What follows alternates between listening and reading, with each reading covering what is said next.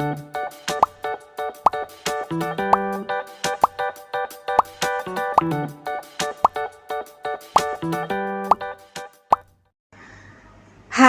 Assalamualaikum. Selamat datang di Nawasena Channel. Hari ini saya akan melanjutkan membacakan novel yang berjudul Terpaksa Menikahi Pet Boy, bab 29. Jangan lupa di like, komen, dan subscribe ya. Selamat menikmati. Lo udah nyerempet dia sampai terluka begini? Lihat apa yang akan gue lakukan nanti, kecam Zahran. Lalu Zahran mendorong Nares, yang sekejap kehilangan kekuatannya karena masih ada dalam keadaan kaget saat mengetahui kalau Shanum adalah istrinya Zahran. Prak! Tubuh Nares terhempas ke teras koridor klinik membuat orang-orang yang ada di sana sangat panik. Bang, udah. Jangan bikin keributan di sini. Mohon Shanum. Shanum tetap terduduk di brankar karena kakinya belum selesai dibebat. Pergi lo ke parat, usir Zahran. Anehnya, Nares belum begitu bereaksi. Nares seperti percaya tak percaya kalau gadis yang diserempet olehnya ada hubungan dengan musuhnya. Bahkan hubungan yang sangat dekat. Kenapa? Kenapa setiap apapun yang gue suka selalu ada hubungannya dengan dia? Apa gue ditakdirkan untuk selalu rebutan sama si Zahran?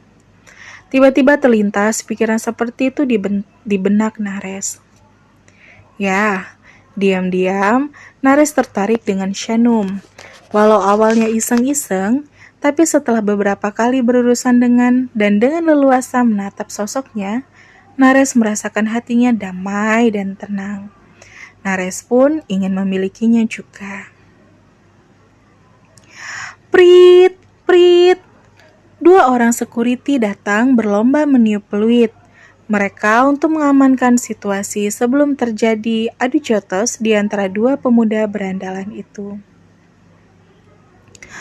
Tolong hargai dong, ini klinik, tempat orang berobat, bukan tempat buat bergulat.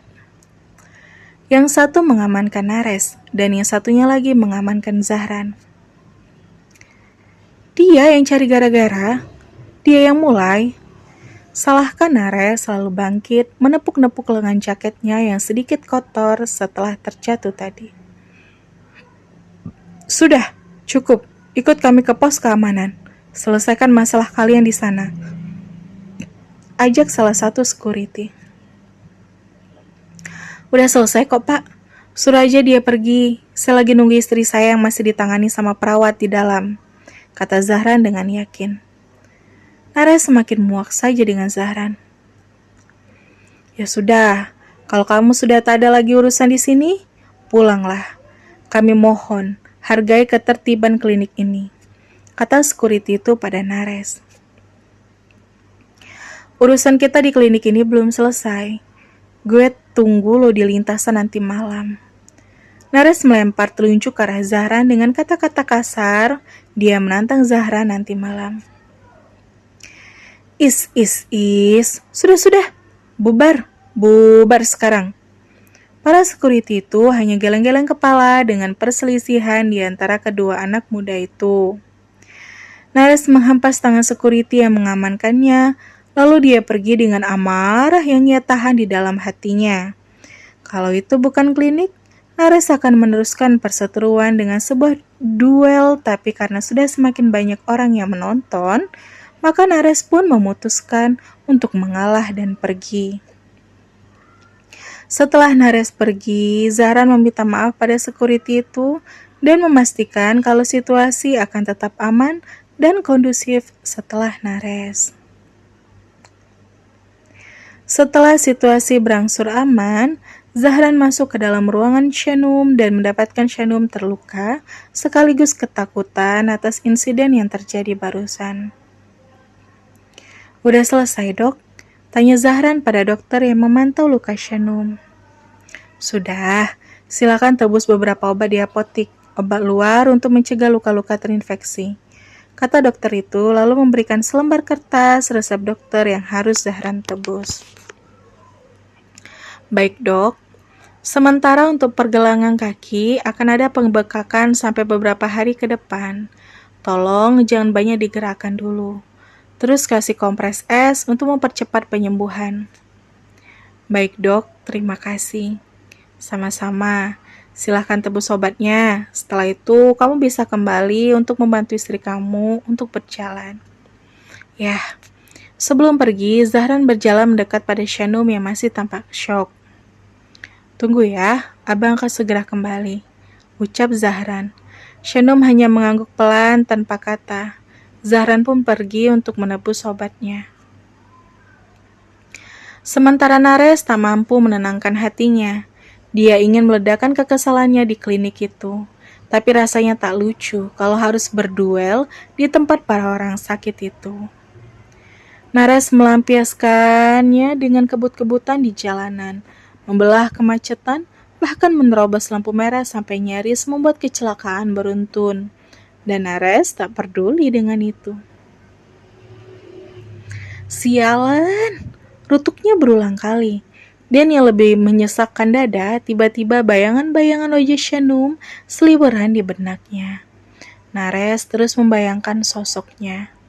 Haruskah persaingan di antara Nares dan Zahran bertambah dengan adanya sosok Shanum? Zahran sudah kembali. Zahran tak membiarkan Shanum memijakan kakinya. Zahran menggendongnya dari ruang perawatan tadi sampai ke halaman parkir. Hati Shanum membludak. Digendong seperti ini rasanya tak karu-karuan. Zahran menunjukkan tanggung jawabnya sebagai seorang suami dengan melakukan tindakan siaga sampai tak membiarkan Shanum berjalan kaki. Turunin aja bang, aku kan masih bisa jalan, ucap Shanum malu-malu. Kaki kamu harus resting, gak boleh digeraki sampai lukanya sembuh, jawab Zahran. Apa kamu udah makan siang? Tanya Shanum masih dalam perjalanan menuju ke halaman parkir. Belum. Nungguin makan siang dari aku ya? Tanya Shanum masih agak-agak salah tingkah. Iya, abang nungguin kamu datang. Akui Zahran. Sikap Zahran sukses menarik ulur perasaan Shanum. Bagaimanapun, sulit untuk tidak jatuh cinta pada Zahran. Sulit untuk tak merasa baper dengan semua sikap dan kepeduliannya. Walaupun apa yang Zahran rasakan saat ini masih sangat samar. Apakah sayang karena cinta atau sayang karena kasih sayang? Maaf, karena aku gak bisa bawakan makan siang buat kamu hari ini. Bekal yang aku bawa tercecer di jalanan. Nanti kamu makan di warung nasi aja ya. Gak apa-apa, yang penting kamu baik-baik aja. Gak terluka parah. Emang dasar brengsek si Nares. Gak ada habisnya ngusik kehidupan abang. Jawab Zahran lalu dia menggerutu kesal. Apa dia itu salah satu orang yang ngeroyok kamu malam itu, bang? Iya. Benar dugaan Shanum. Dan betapa ia dibuat shock jantung dengan itu. Kejadian beberapa hari ini dia sudah berhadapan face to face 2 kali dengan pria yang telah membuat Zahran nyaris sekarat malam itu. Sampai di halaman parkir, Shanum heran karena Zahran menepi ke dekat sebuah sedan hitam mengkilat. Shanum tengok kanan kiri dan mencari sepeda motor matic milik Gary yang biasanya Zahran pinjam. Loh, motor Bang Gary mana? Tanya Shanum heran. Abang gak pinjam motornya Gary? Lebih mengejutkan lagi, Zahran membuka kunci mobilnya lalu membukakan pintu mobil itu dengan susah payah karena masih harus menopang tubuh mungil istrinya. Loh, Shanum masih terbengong tak mengerti. Zahran mendudukkan Shanum di seat depan dengan sangat hati-hati. Shanum masih terheran dan bertanya-tanya. Dan di seumur hidupnya, rasa-rasanya baru kali ini Shanum menumpang pada mobil mewah seperti ini. Setelah memastikan Shanum sudah ada dalam posisi nyaman, Zahran pun masuk ke dalam kemudi dan menyalakan mesin mobilnya.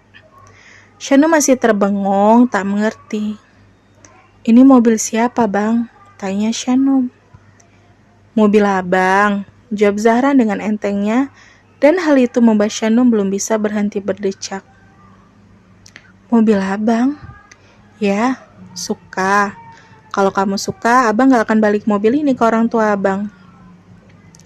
Zahran malah bertanya apakah Shanum suka atau tidak. Shanum tetap tak mengerti siapa sebenarnya Zahran.